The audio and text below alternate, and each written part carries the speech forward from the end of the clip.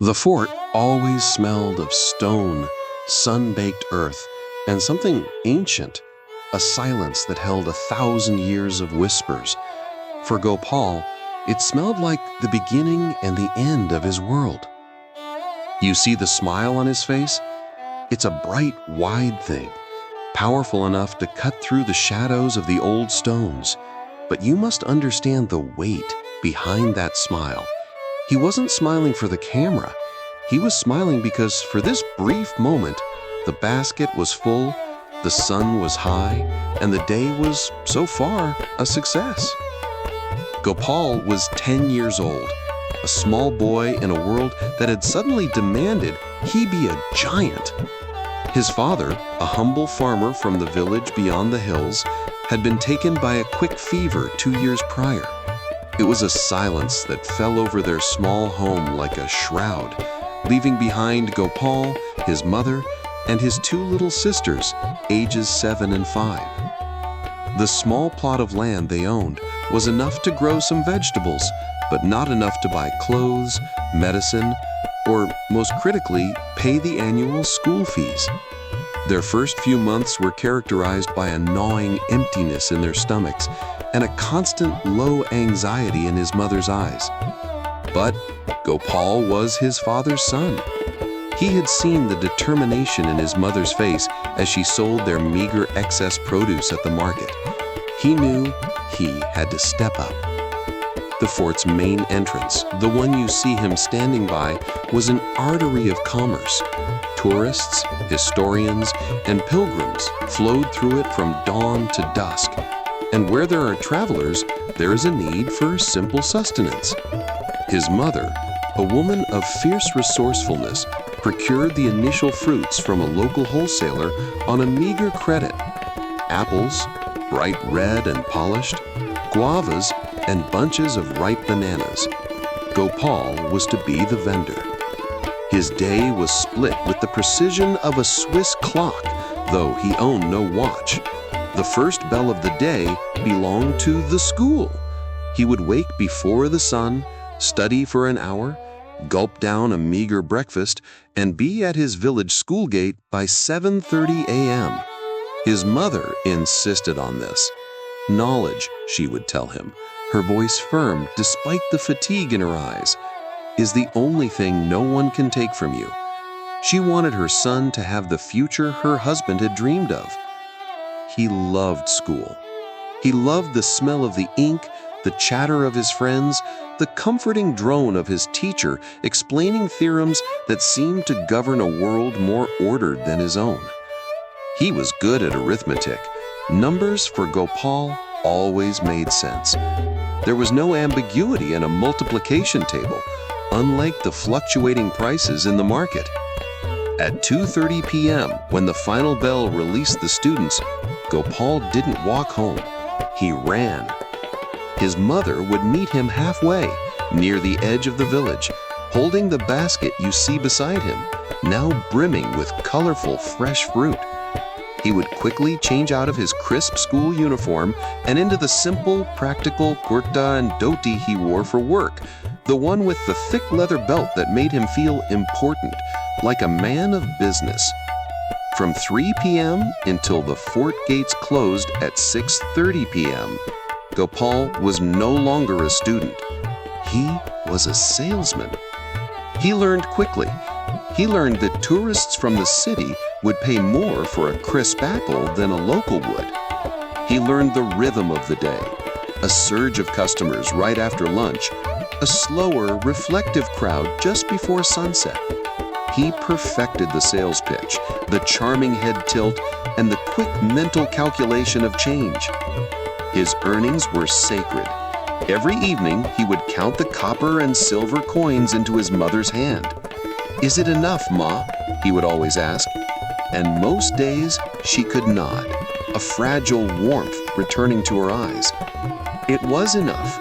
Enough to buy rice and lentils, enough to get the girls a small new dress for a festival, and crucially, enough to keep him and eventually his sisters in school.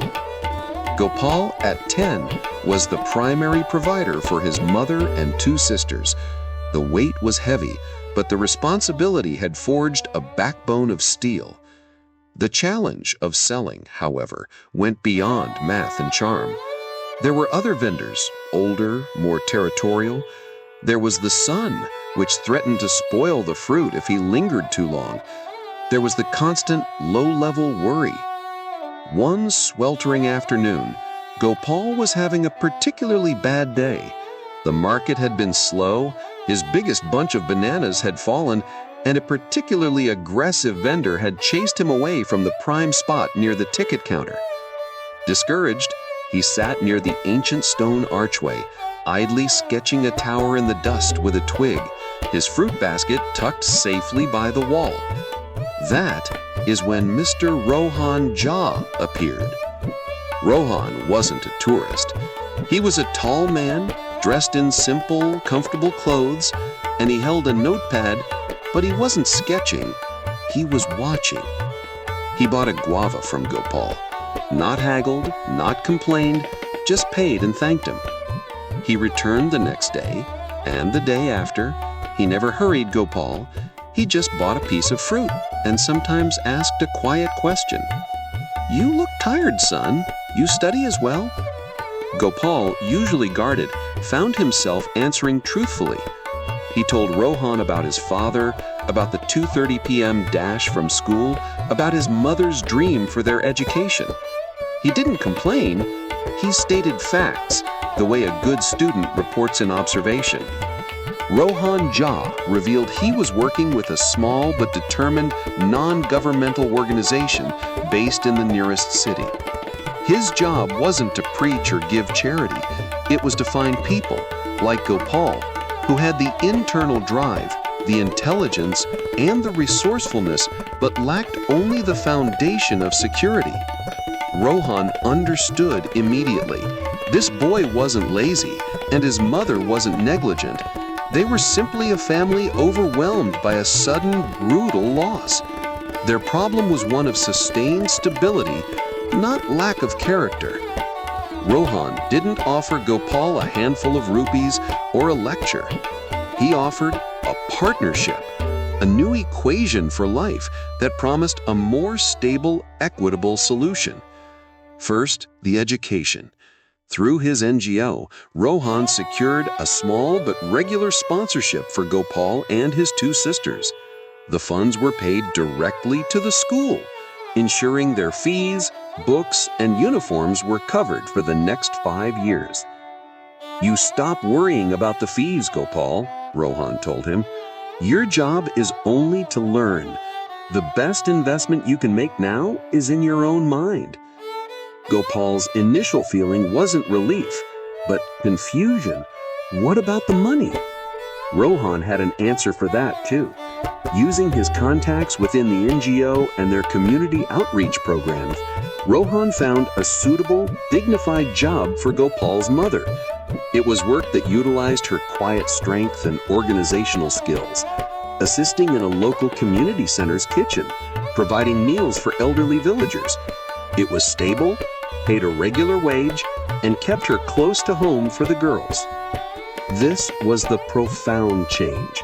The money she earned from the community center was now enough to cover their basic needs: the rent, the food, the small necessities. It was the sustainable solution they needed. Gopal's job was finished. The day Gopal brought his last basket of fruit to the fort gate, his heart felt lighter than the empty basket. Rohan was there. Gopal still wore his work clothes, but his hands were empty. He looked at the familiar stone archway, the noisy stream of tourists, and the spot where he had spent every afternoon for 2 years. He felt a lump in his throat, a strange mix of pride in what he had done and pure, exhilarating relief for what he would now do. He was no longer the small merchant. He was a full-time student. He could stay for the entire school day, join the afternoon cricket game, and spend his evenings studying with his sisters. Rohan put a hand on his shoulder, a gesture not of pity, but of profound respect. "You did what few men ever have to do, Gopal. You bought your family time, and you bought your future back. Now go and use it." Gopal looked down at his clean hands, then back at the basket of hope. He smiled, not the professional smile of the merchant, but the genuine, unburdened smile of a boy who had been given back his childhood. He stood tall, framed by the ancient stones, ready to step into the future his father had dreamed of and the one he had fought for. His journal was a testament to the fact that even the smallest hands, when guided by love and fueled by necessity, can build the strongest foundations. The story of Gopal wasn't just about selling fruit. It was about the geometry of love, the algebra of resilience, and the final, triumphant equation of hope.